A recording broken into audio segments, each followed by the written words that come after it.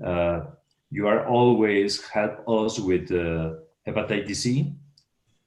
I think now all the physicians in Mexico know you about about your hepatology book and about all your knowledge in hepatitis C and HIV. And I appreciate your time, and I appreciate that you're so early wake up in Germany, and we appreciate that time. Then, Dr. Bernardo Perez is an infectious diseases physician here in Mexico, and he's going to introduce you for all the Mexican physicians, and he will conduct the question and answers about all the physicians here in Mexico have for you. Okay. Hola, doctor. Hello, Hola. doctor.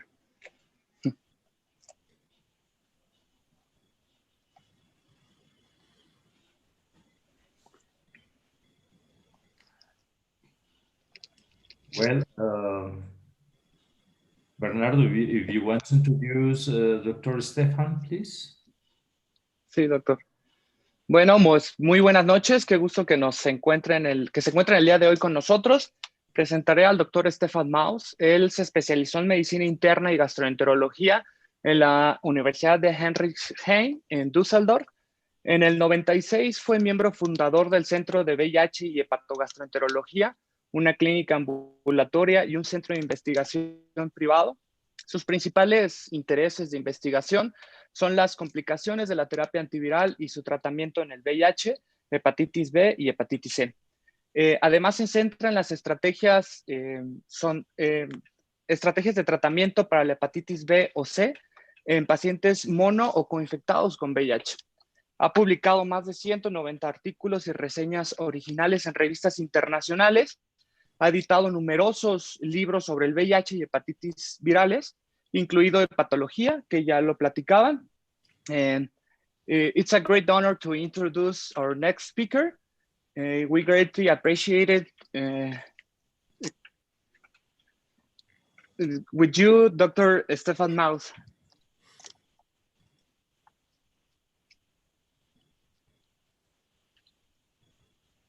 Okay.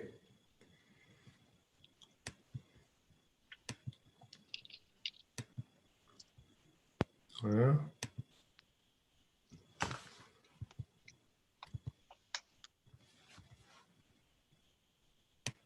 Share virtual.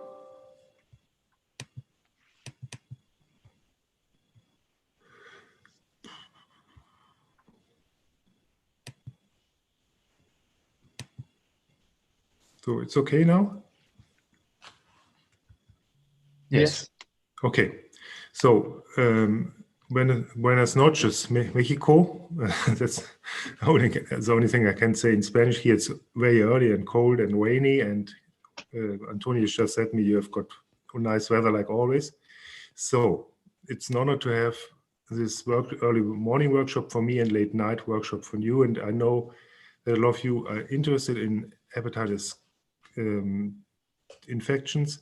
Today it's about hepatitis C therapy. That's a late night picture from Düsseldorf. It's pretty real at the moment because this morning when I go to work, it looks about the same because we still have no light when I go to work because it's winter.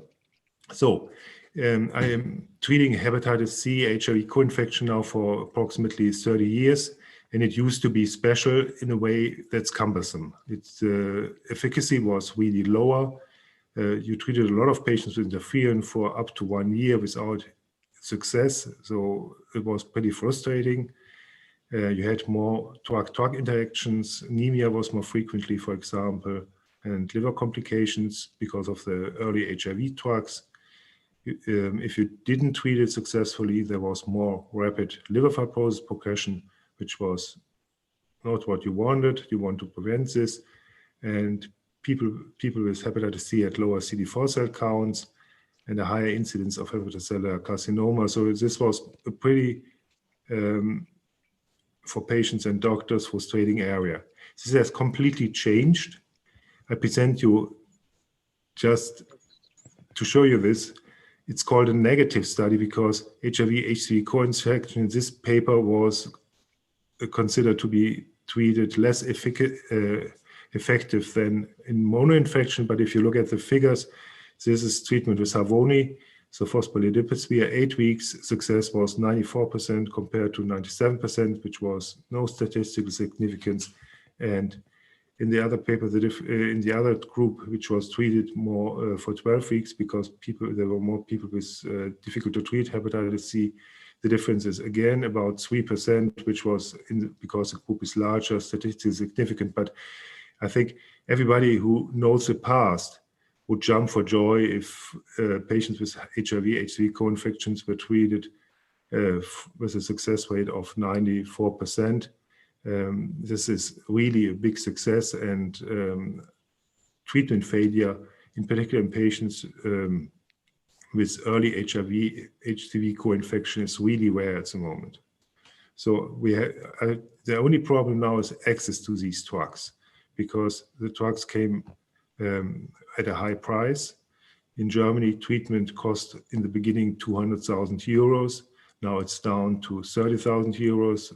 If you choose the Merck compounds, it's 25,000 euros, but it's still very expensive. And I hope you have now broader access to DAA treatment, because in the beginning, also in Mexico, treatment, as Antonio told me, was restricted because of pricing. And that's a shame, because it's really a breakthrough. And so access to drugs, treatment success is now limited by access to drugs, pricing, reimbursement policies, labeling by medical authorities, because some of these drugs are just used in second line because they are more expensive than others, local regulations, and sometimes medical guidelines. However, at least the European guidelines and the German American guidelines, and where we look, they are now really changed, because in the beginning there was restriction to liver cirrhosis, patients with liver cirrhosis or advanced liver fibrosis. This is now completely different. Now everybody should be treated with these drugs, regardless of situation of hepatitis C. These are the treatment options available. I'll show you some of the options which are even abandoned by the companies because of the clinical reality. But it's important. For example, Sofosbuvir in some areas of the world is a very important treatment option because it's available as a generic drug at a low price. BMS is not marketing Velpatasvir anymore. So in Germany, for example, or in the rest of Europe, but it's available as a generic drug in East Europe and not in East Europe, in the Russian part of Europe and in Asia. So you have access to these drugs in resource-limited settings, where it's very helpful because it's a highly effective combination. And same is true for some of the frequently used combinations like Sofosbuvir, Velpatasvir. They are also available as generic drugs in wide parts of the world. And if you have, and this is a historic cohort where we have started HIV therapy with Pecoiva, Sofosbuvir, then Zimapavir, Sofosbuvir, and so on. And if you look at this picture, with the introduction of Sofosbuvir, treatment success for patients, this is an intent to treat analysis, reached more than 90%, and even in patients with high proportions of liver cirrhosis, you can see the proportions here for liver cirrhosis. Here it's up to 84%. Here again, it's very high, 84%, 70%, 85%. And if you look at these figures, it's still in real world intent to treat. That means patients not coming back to the office of the doctor are counted as failure. Very high if you look per protocol, even in cirrhotic patients. These are only patients with SVR12 data. You see the response rate is up is close to 100%. So you can see these older hepatitis C drugs, if you have no access to the to the modern ones, the latest ones, they are very, very effective treating hepatitis C. If you use them correctly, that means if you tailor treatment duration, if you add in ribavirin, where the drugs are less effective. So as a short slide with a little bit more wordings and letters, tailoring DAA therapy is making hepatitis C drug combinations more effective. In the older combinations of daclatasvir, treatment can be between 12 and 24 weeks, and you can add ribavirin to achieve maximum success. Same goes for sofosbuvir. You can add in,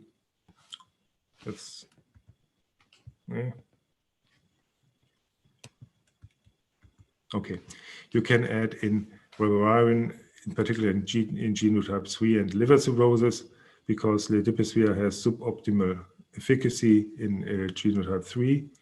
With 3D, again, treatment duration can vary between 8 and 24 weeks, and you should not use it in decompensated cirrhosis because it's a protease inhibitor-based regimen.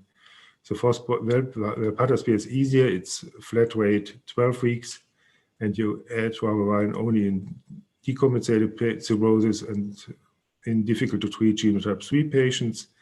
Elbasvir, grazoprevir is again 12 to 16 weeks, depending on the genotype. It's almost disappeared in the rest of the world, but because of the pricing, it's still available and quite frequently used in Germany.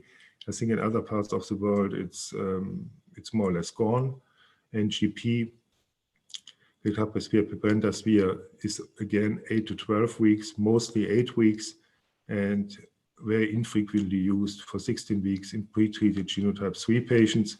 But these patients, at least here, are disappearing because all patients treated with interferon are usually in connection with the doctor here and there and are already treated with a newer DAA regimens retreated and successfully. So these are just a picture to show you that tailoring is possible.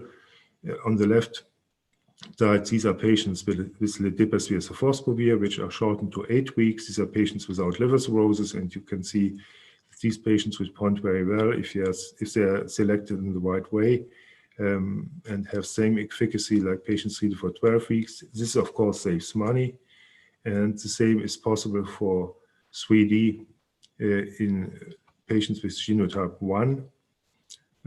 So in some situations, you can save money by shortening treatment. But finally, some of these treatment options disappeared because Gilead and AbbVie are the companies ruling the patent protected sector because they own combinations, and companies like BMS, who had a beautiful drug like daclatasvir, had no chance to remain on the market because Gilead priced Sofosbuvir in a way that daclatasvir couldn't persist. And so only regimens belonging to one company are competitively priced. Pan-genotypic regimens have an advantage. So only in some areas of the world, regimens with no pan-genotypic efficacy have survived. High efficacy is possible, like I showed you, with any DAA regimen, more modern DAA regimen since the introduction of daclatasvir. Pill count is not an issue. And if I show you the treatment landscape in Germany, you see all these different colors. I don't want to go into details. These are different combinations. It's still interferon-based. Then the purple one have only ruled the treatment landscape. Then again, here this is Velpatasvir, and this is GP, and this is Sepat here. And you see Havoni, which was having a huge impact on treatment, which was the most frequent one, is now pushed away by Velpatasvir and GP, and Sepat here as a German specialty remains in the market because of pricing, because it's 5,000 euros less per treatment than the other regimens. And so you can see in a few years, treatment of hepatitis C used to change very rapidly. And the number of treated patients you can see on the bottom is going down. In the peak time, we had about 20,000 patients treated per year. Now they're down to 10,000, but hepatitis C is not disappearing. So we have less patients, but we still have a constant flow of patients which have not yet tried to treat their hepatitis C or diagnosed newly with hepatitis C infection. Most of them are now migrants. In the past, there were more German patients which were treated. So it's also an influx of patients with hepatitis C into Germany, not because of hepatitis C, but because of other issues. So in reality, like I already told you, the choice of treatment is limited, not because of negative issues, but because the best treatments and the most effective treatments survived, and the ones who are supported by their companies with special pricing. So you have GP and Velpatasvir, Maviret is GP, and you've got Sofosbuvir, Velpatasvir, Voxilaprevir as a salvage regimen, and the German regimen is Grazoprevir, Elbasvir for genotype 1 and 4 as a treatment option. Also, you have to say it's easy. Treating 95% of the patients with one regimen is possible, or even more than 95%. Efficacy is very high, and you have an effective salvage strategy for the rare virologic failures. And there are some limits you have to know. There are not many. Do not use an HCV protease inhibitor in decompensated liver cirrhosis because levels of these drugs will go up. So it's not recommended to use these drugs in these patients. And so GP is out, and unfortunately also Vosevi, because it contains an HCV protease inhibitors. So you more or less left, at least in Germany, with Sofosbuvir, Velpatasvir as a treatment of choice, and you add in ribavirin usually. But most of these patients will respond, and so you don't need to consider the rare cases where you may want to use Vosevi, despite it's more or less contraindicated because you want to save your patients. Another alternative is in decompensated patients, you do transplant the liver and then treat. This is also an option because then these patients is not longer cirrhotic and you can use what you want. Then non-penetrant genotypic regimen are usually have no efficacy in genotype 2 and 3. We have to think about that if you want to use a non-penetrant regimen because of reimbursement issues in your country. And you have to think first if this is the right patients, if you want to shorten treatment, which in my situation is only happening in the case of Maviret. So you have to think if there's a patient with genotype 3, you don't want to shorten this patient if this patient is pre-treated with interferon, for example, or any other DAA regimen. And so you have it's the only case where you don't want to shorten, or if this is a cirrhotic patient with genotype 3. And still important, however, not as important as in the past, is the fact that you have to think about drug-drug interactions, calcium channel blockers, antiarrhythmics, neuroleptics may be a challenge. So you either switch to an HCV regimen with less interactions, which is usually protease inhibitor free, and that's more or less only Sofosbuvir, Velpatasvir, or you change, if possible, the drugs which are problematic for the hepatitis C regimen. Sometimes you just can discontinue them for the period where you treat patients because it's limited to 8 or 12 weeks. So hepatitis C therapy, like I told you, is easy, and now more or less in most parts of the world, Sofosbuvir, Velpatasvir, and Piperentosvir, Glecaprevir are the treatments of choice. And you can make your choice as follows. If you have free choice between these two regimens, if you have a patient you want to put on Sofosbuvir, Velpatasvir, you have to ask yourself, is this a patient with decompensated liver cirrhosis? If it's not the case, you treat for 12 weeks. And if it's a patient with decompensated liver cirrhosis, you add ribavirin and also treat for 12 weeks. So that's the only thing you have to ask yourself. In the past, renal insufficiency was an issue because Sofosbuvir is the metabolite of Sofosbuvir is accumulating in patients with renal insufficiency. But now there's accumulating data which shows that there's no negative effect of this metabolite. And so Sofosbuvir is now officially approved for patients with renal insufficiency. So this hurdle is now not existing anymore. So Sofosbuvir Velpatasvir is you can use almost in every situation. If there's a virologic failure, you can use Sofvel-Vox, Vosevi, which is a very good option, and you can add ribavirin in patients with compensated liver cirrhosis and GT3 if you want. But usage of Vosevi is pretty rare if you use Velpatasvir in the correct way. This is just showing you the data, and these are slides you are used to see if you went to liver conferences in the last years. These are efficacy slides with efficacy close to 100% in different genotypes, 1A, 1B, 2, 4, 5, 6. So only a very limited number of patients are not responding, and that's also true for clinical practice. So I already see a treatment failure, and most of these patients can successfully treat it with Vosevi. So at the moment, I have in my clinic, no patient which I was not able to cure from hepatitis C, unless very few patients who have liver cirrhosis and developed a HCC in the course of therapy. And this is, of course, a different issue. We may focus on different things then.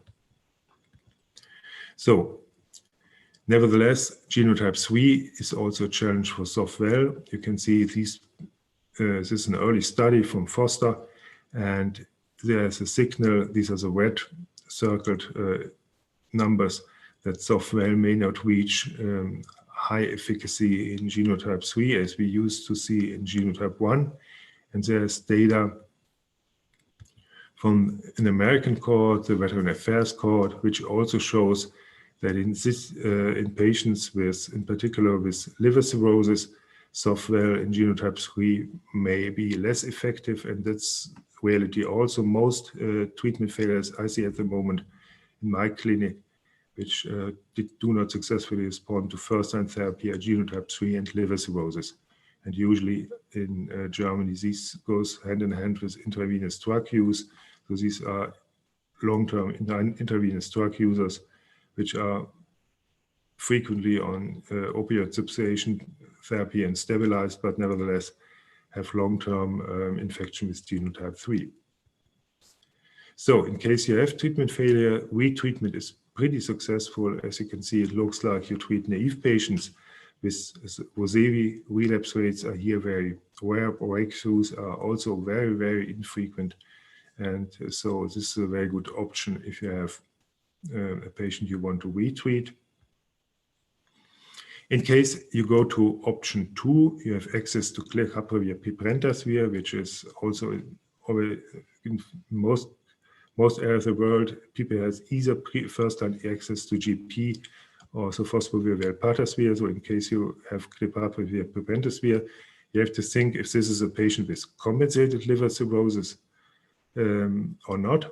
Decompensated liver cirrhosis is not recommended to treat with GP because of the accumulation of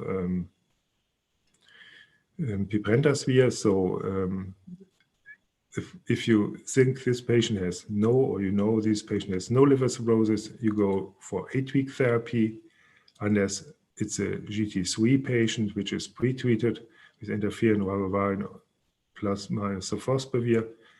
And in this case, you treat 16 weeks. But like I said, if you have a cohort of patients in your office, you usually treated these patients away, and you very infrequently see pre-treated patients with genotype 3 anymore. So this question is disappearing, this patient population. So if the patient has compensated liver cirrhosis, you go to 12 weeks. So it's not flat right like with the Sofosbuvir Velpatasvir, but it's either 8 weeks in most patients or 12 weeks in rare patients.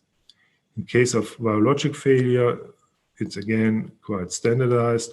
You go to Sofosbuvir, and also there's no conclusive study data, but in clinical reality this works well, and there are cohort data that Sofosbuvir is effective in patients treated with GP. Or if you have no issue about pricing and access and so on, you can combine GP with ribavirin and Sofosbuvir. And I was part of a smaller study. I skipped this because these are the boring 100% slides, which shows that GP is very effective for 8 and 12 weeks. And in most patients, 8 weeks is an option. I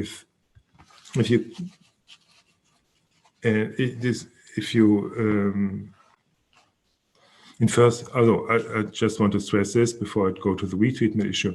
Recently, it was shown that even in patients with compensated liver cirrhosis with genotype non-SIDVI, treatment can be shortened to 8 weeks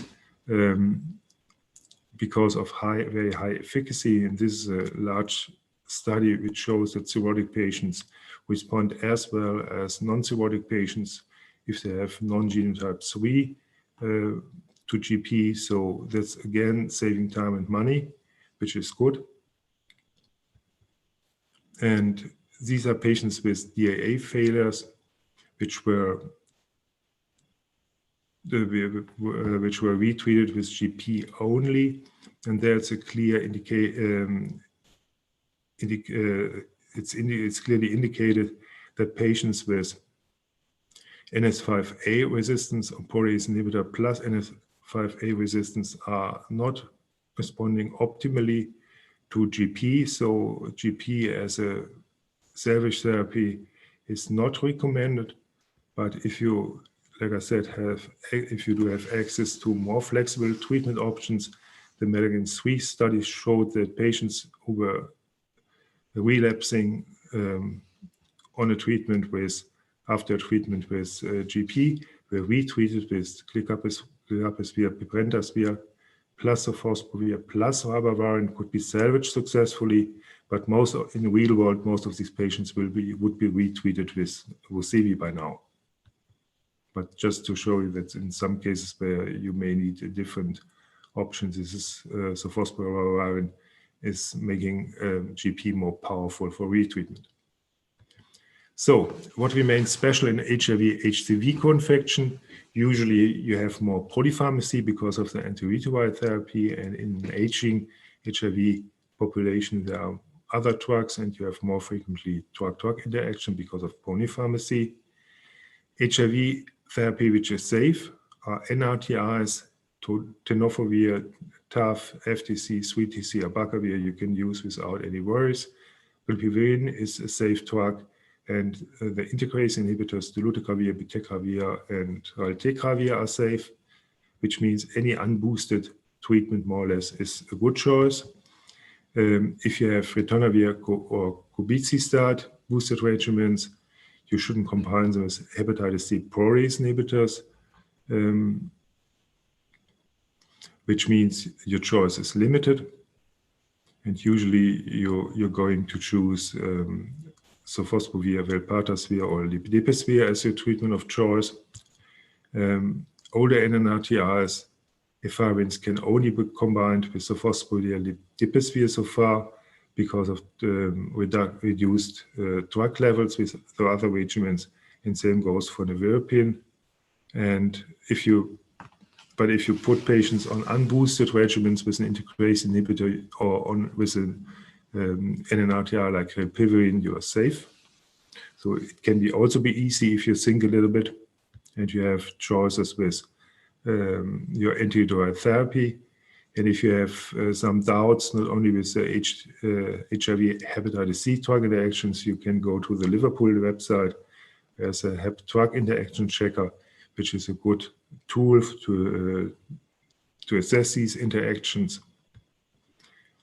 So challenges remaining in real life. If you want to use Sofosbuvir, Velpatasvir still, or Elbasvir, Graziapavir, or 3D, there's no efficacy of these drug combinations in genotype 2.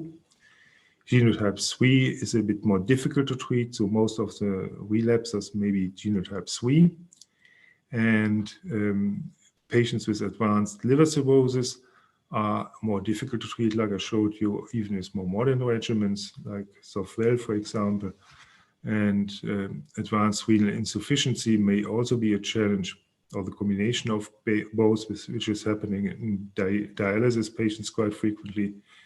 So there's some discussion in the hepatitis community if patients with advanced liver cirrhosis should be transplanted first if possible, but quite frequently the liver transplantation is only available for very sick patients. So if you have somebody with a decompensated liver cirrhosis which is not so sick and has no hepatocellular carcinoma, transplantation is not around the corner more or less, and the patients are on the waiting list and want to do something for the hepatitis C, so you consider DAA treatment for these patients because you hope they can be put off the waiting list, and so you start treating them. But you still have to know that these patients may need addition of ribavirin to improve the efficacy of their DAA regimen, which is not the case for all the other patients. And another problem in some parts of the world is that Vossevi is priced not different from the first-line regimens, so access to Sofosbuvir may be limited in some situations or not possible. And then treatment of DAA failures is based on local recommendations and adding in ribavirin for patients and treating them with the same regimen and prolonging treatment. So this may be special. But in a perfect world, you usually put patients on Vossevi after the first-line failure. Then adherence matters, and if you are HIV specialist, you're always saying you have to adhere to a treatment, otherwise you will become resistant. But like in HIV therapy, where the treatments became much more and more forgiving and more effective in real life, the same goes for DAA therapy, and these are data from the SIMPLIFY study, and all the light brown dots are periods where patients didn't take their treatment, and these dots are in some cases are lines already which show that patients didn't take their treatment for a week or so, and nevertheless all these patients were successfully treated. So DAAs became more and more forgiving. Sofosbuvir and GP have quite a safety margin. Nevertheless, I always tell my patients, do your best. This is your best option to get cured of hepatitis C, so take this serious and make it a success. But you can see it's still okay. It's not okay, but it's these regimens can cover some treatment interruptions. And so the question is how much patient monitoring is really necessary if you can skip a day or you have very little side effects. The idea was, can these patients be left alone with their treatment more or less?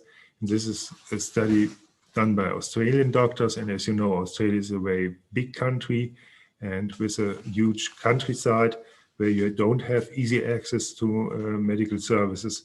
So the idea was to give the pills to patients, send them home, have two phone contacts in one group, and just look at the treatment results at week 12. So this patient had only 2 contacts with the doctor, more or less, 1 contact where the indication was made that hepatitis C should be treated and the treatment was handed out. And the second contact was when a lab was taken at at week 12 to assess SVR12 after therapy. And the second was more traditional, like we still used to do hepatitis C treatment. So you see the patient, talk about the treatment, prescribe the drug, or in this case, as a study drug, hand out the drug. Then you see the patient again 4 weeks later and 8 weeks later, and then you assess treatment success at week 12, and we do it also at week 24. So, but in this study, the Australian approach, get the drug, go home, and come back when you finish your treatment. 12 weeks after finish your treatment was as successful as the patients with a more observed therapies. And these are the data.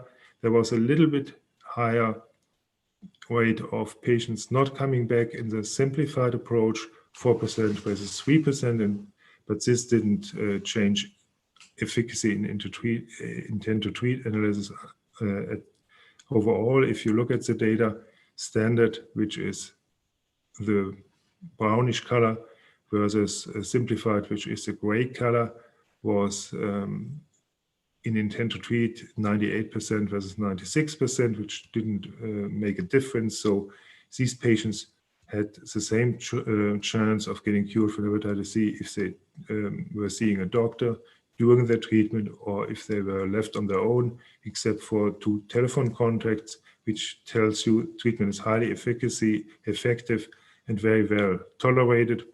So this is an approach where the patient has to travel or is in a more complicated situation to see you, or where you have limited resources, doctor and nurse-wise, and and this is a bottleneck for treating patients. So you can save cost and time by just giving panning out the medication and assessing treatment success 12 weeks after end of treatment. Okay. Another issue was pricing was very high and excluded substantial parts of the world in the beginning, but because these drugs are easy to manufacture in countries with no patent protection, like in particular India and Pakistan, or in parts of the Eastern world, like Ukraine, people got more and more access to generic drugs, which have a completely different price compared to the patent protected drugs. You can see here, US, Norway, very expensive, and in Ukraine, India, much less expensive. And these are data from Andrew Hill, 2018, and it's just for the purpose of showing you the difference.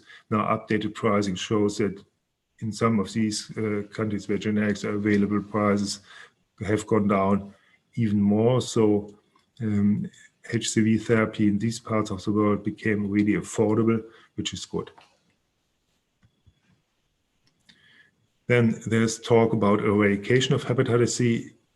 It's not happening on a large scale even in countries with good access to HCV therapy, like countries in Europe. So numbers of patients getting treated have come down, but they have more or less plateaued. So it's less patients, but it's not no patients. But you can eradicate hepatitis C in patient groups which have frequent contact with the medical system. And these are in particular patients with liver transplantation or on the waiting list for transplants. So these patients are easy to access. Same goes for patients on hemodialysis, which is also a benefit for the doctors and the patients because they don't need to use separate machines. And patients with HCV-coinfection are also more or less cured of chronic hepatitis C, and only acute hepatitis C has become an issue in this group. And this is because MSM has, with chemsex, remain still a challenge and introduce new hepatitis C infection in the HIV community. And these patients, because of their sexual behaviors, which is a double addiction, chemsex is a mix of crystal meth, for example, and sex, which didn't use to be a combination in the past with heroin and other IVDU drugs. And so sometimes it's also cocaine, which is used. So patients have 2 addictions. One is a drug and the other one is having sex with drugs. So the risk situation is repeated.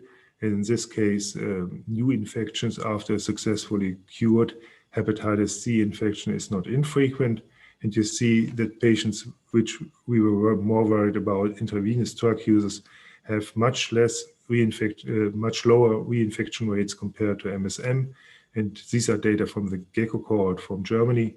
And you can see reinfection rate was 0.7 in IVDUs per 1,000 patients. And if you look at the MSM, it was much higher, 14%, which 14 reinfections, not percent.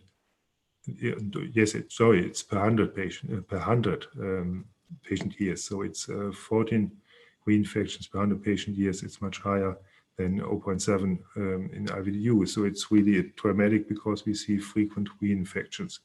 So lifestyle changes should be made in these patients and should be discussed. But like with any addiction, it's not so easy to make a change. First, patients are saying, oh, I don't want to get hepatitis C again, but then they go back to their behaviors, and the result is the yellow bar, which is quite high. And what you also can see that before Corona, at least, now travel is a little bit limited in Europe. You could see that HIV patients were traveling to certain destinations, like bigger cities where you had more homosexual sex. And so there were clusters. There were an Amsterdam, Cologne cluster, for example. There was a London cluster, a Berlin cluster with hepatitis C. And this is a study from Switzerland, which shows that about 1/3 of the Swiss hepatitis C infections in gay men with HIV were imported from UK or Germany. And the same goes naturally for other countries. So this is an important slide because you can cure the viral infection and hepatitis C is completely gone, but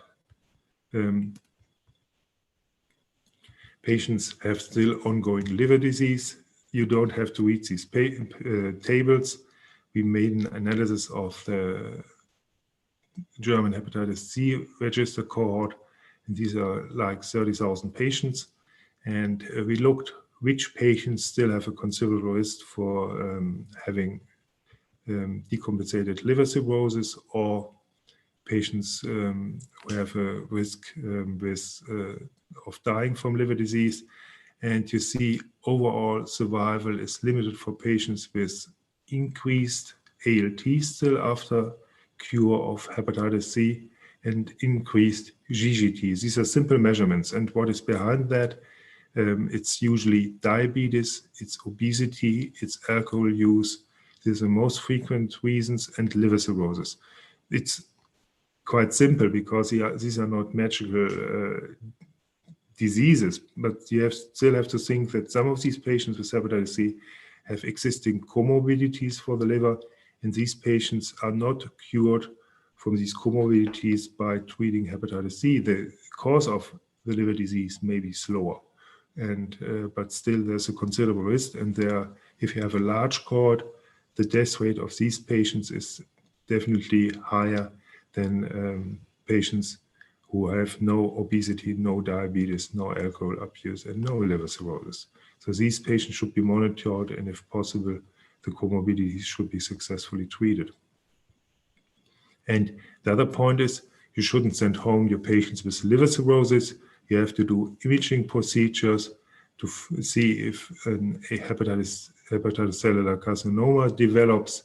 And in the first period, at least, the AAs do not affect the incidence of hepatitis C in the short term. And you don't want to see that's an ultrasound picture of a central large hepatocellular carcinoma of one of my patients who didn't come back for screening because he migrated to Spain and then came back when he felt very miserable. And then he showed up with a large untreatable hepatocellular carcinoma, at least not curable, treatable. And this is something which shouldn't happen if possible, because early HCC you can treat successfully by resection or ablation or transplantation.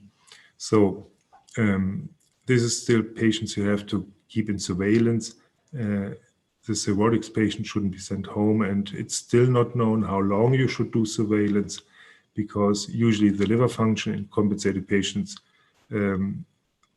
is normalizing, but it's unknown where the point of return is more or less for the hepatocellular carcinoma, where you can say, okay, your cancer risk is now normalized. We're still waiting for this data. So at the moment we are seeing all these cirrhotic patients every 6 months and doing an ultrasound procedure in countries where you have different imaging procedures at good price. You can also do CT or MRI, of course. So in conclusion, hepatitis C is now become easy world for doctors. Treatment efficacy is high. Treatment recommendations for HIV-HCV co-infections are following HCV-mono infection, so nothing is special there anymore. The remaining challenge in the real world are to limited extent drug-drug interactions and mostly reinfections in the MSM community. You should try to work on these patients, changing their risk behaviors. You might have to use some psychotherapists which are experienced in treating patients with addiction behaviors, and you have to screen for reinfections of hepatitis C in this community, because MSM with one hepatitis C infection, like I showed you, have a high risk of getting reinfected, and there's no immunologic protection against the reinfection. So you should screen these patients, because in the next months to years, a reinfection is not infrequent, should be treated early, because of spreading of hepatitis C in the community is only limited by treating these reinfections or infections early. Then patients with advanced liver fibrosis or persisting ALT, GGT elevations despite HCV medication need follow-up and assessment of additional liver comorbidities. So this was my part, early in the morning, late at night for you, and I thank you for your attention.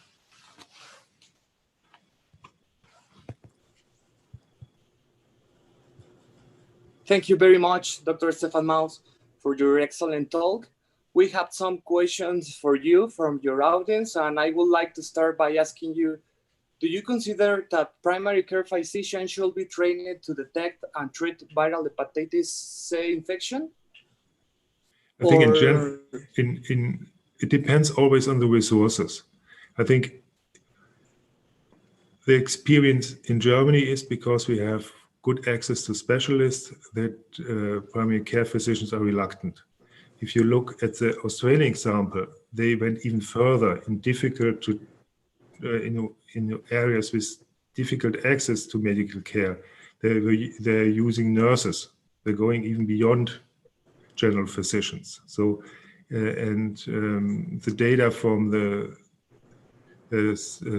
Smart C study shows clearly that if a patient has access to hepatitis C treatment, understands what he has to do, treatment is highly effective and is very well tolerated. So I think in cases where a patient has to travel a very long distance, or where you don't have specialist doctors available because it's a rural area or it's a special area in a city, if a normal physician understands what he has to do with hepatitis C drug, which is not very difficult, like I said, there are only a few limits, I think that's a good option. Thank you. In Mexico, we only have 2 treatment options, Sofosbuvir and Velpatasvir and GP. Are other treatment options necessary? I think for the rare patients with non-response or relapse to the first regimens, so Vossevi would be a nice asset, because retreating a patient with viral failure and resistance is cumbersome with GP, or because there's cross resistance with GP or Velpatasvir. So you don't have any access to Vossevi at all, or you can treat a few patients with this drug. Do you have access to Vossevi in these cases or no? Yes, we will have access to Vossevi in this year. Then I think the people who failed for the other regimens could be treated with Vossevi, but is a little bit complicated to get Vossevi yet. Yeah, but this will be only, according to my experience at least, and the data I've seen, these are rare cases, and you always have to differentiate between patients with, if you have, the problem is when you don't have access to VHC-VIH, usually you don't have also access to viral resistance testing. So patients with no viral resistance, you could retreat with the old regimen. But patients with broad viral resistance, you should treat with VHC-VIH. Yeah. I don't know, most probably you don't have also access to resistance testing if you don't have access to VHC-VIH in your country. Antonio, is this right? Yes, it's right. It's very difficult to get access to resistant testing.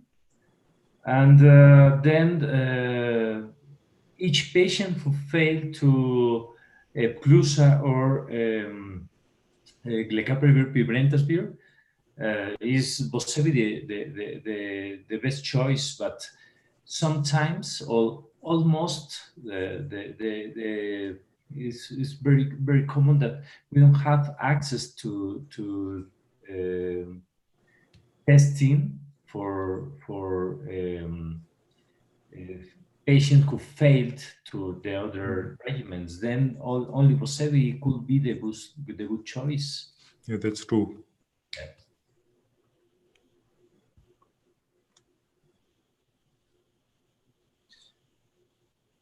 Is GP only necessary in patients with cirrhosis on experienced patients, or is it necessary for other groups of patients? In my practice, GP is because of shorter treatment duration. Is more or less the first line treatment, and it's the other way around in my reality. So I use GP usually in most patients because people like 8-week treatment better than 12-week treatment, and the more complicated patients I treat with Sofosbuvir because less interaction. You can use it in late stage decompensated liver, in late stage liver cirrhosis without asking you, is this really decompensated? So it's just the other way around. I use GP first line, and if a patient prefers 1 pill a day, or if there's more drug-drug interaction, or if there's advanced liver cirrhosis, I use Sofosbuvir. Or Genotype 3 is quite frequently also reason to use to prefer Sofosbuvir.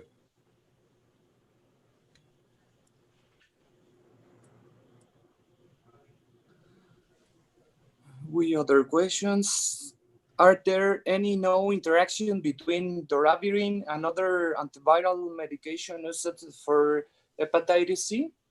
Yeah, I left this out because there's no study data, but doravirine is considered a safe drug, also like ribavirin. So you can use it together with either Maviret or Sofosbuvir Velpatasvir.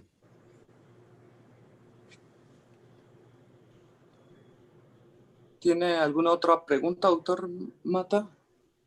Hay preguntas en el chat. Perdón. What will be the best treatment options with antiviral of hepatitis C infection and HIV-coinfected patient on hemodialysis or rescue therapy for HIV with doravirine? I think on hemodialysis you can use GP and Sofosbuvir Velpatasvir because in this case even the Sofosbuvir metabolite is cleared by the hemodialysis. So and if you put this patient on doravirine, like I said already, it's has no interaction with the both regimens. So you have usually been used to in the past because there's no renal clearance more frequently Velpatasvir, Velpatasvir, which is Maviret in these patients, but according to newer data, you can also use Sofosbuvir. The only point where you have to think if you want to add ribavirin, it's a little bit more complicated with dialysis because it accumulates with renal insufficiency. Relative to hepatitis C acute infection, which strategies do you recommend to manage these patients? Do you await in 6 months in order to reach clearance or treat in acute phase as someone recommend? What if somebody comes with acute hepatitis C in my office, and this is because we monitor the HIV community more frequently, you usually have, and we're seeing patients still every 3-4 months in average. So you have an acute hepatitis C infection which is not persisting for more than 6 months. I used in the past because of issues with payers. We used to wait 6 months. Now we have changed in Europe the guidelines. It's about 2 years ago.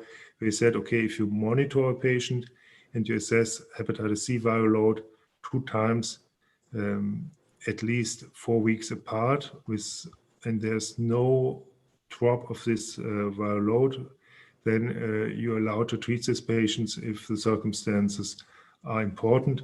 So what I usually do, I wait 4 to 8 weeks, do a second viral load, and if the viral load is not clearing, I treat these patients, because it's making things more complicated to wait 6 months to talk, and most of these patients who have no significant, or all of these patients who don't have a significant drop of hepatitis C RNA in the beginning don't clear anyway. But you may be forced to wait 6 months, not because of scientific and medical issues, but because of your payers. Yeah. Thank you. ¿Alguna otra pregunta, Dr. Mata? Yes, Stefan, thank you very much. I was wondering why GGT in the paper that you presented about Take et al. In Liver International, why GGT elevation increase morbidity and mortality in patients with HCV? I don't know why. It's easy. Usually GGT in hepatology is considered not an important marker for serious liver disease, but it's capturing alcohol, it's capturing NASH and liver cirrhosis. So patients with liver cirrhosis, NASH and alcohol and diabetes, which is associated with fatty liver, have higher GGT. So it's a marker in these patient populations for liver disease. Okay. Then do you consider we have to we care with measures of GGT each 3 months, 6 months, or what do you recommend? I think usually you know your patients.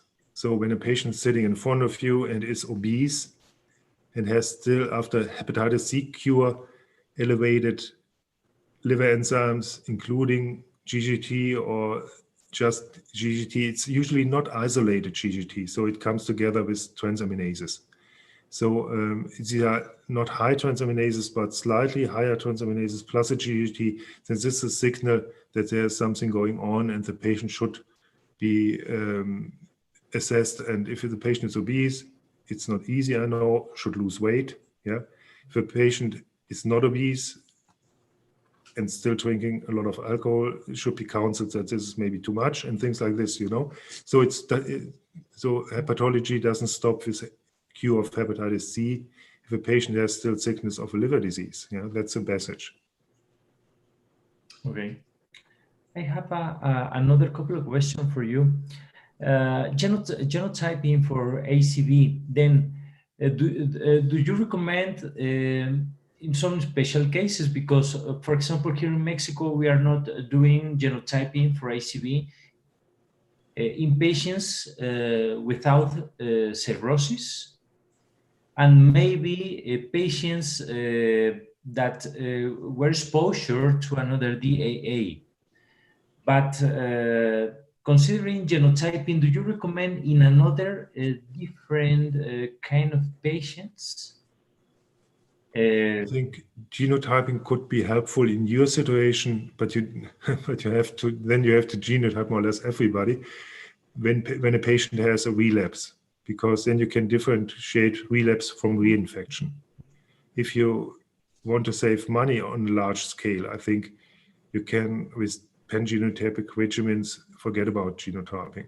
But then you lose the option to retreat patients with reinfection with standard DIAs. But this is only the case in patients with ongoing IVDU. They may be excluded from treatment in your country anyway, maybe, yeah, or in MSM with chemsex behaviors. There, I would recommend to do a genotype because of reinfection rate is high, and then you can just treat with standard therapy if you want to retreat. And you don't need to wait for VHC-VIH, because if there's a genotype switch, it's easy to identify that's reinfection. Okay. And my final question for you, Stefan, what about RAS? RAS is only recommended in patients who failed for a DAA treatment, or do you recommend to do RAS in another situation? The only other situation is if you still want to use Velpatasvir, then you can do RAS assessment, but this is luxury discussion. Yeah. And Velpatasvir is only remaining alive in Germany because it's much cheaper. If you don't have access to this drug, I think assessing RAS is only confusing if you do it before therapy. Sure. Here in Mexico, we have only two regimens, Epclusa or Madrid, not anymore. Yeah, and so you can forget about genotyping in most cases, and you can forget about assessing RAS, which is a luxury thing, which is more scientific than clinical important. Yeah. Okay, perfect. Thank you, Stefan. Okay. Have a good night. With this, we conclude the question segment of our forum. Dr. Stefan Mauss, I would like to thank you again for your participation. Yeah, thank you. Bye-bye. See you soon, Stefan. Yeah, see you, Antonio. Thank you very much. Thank you.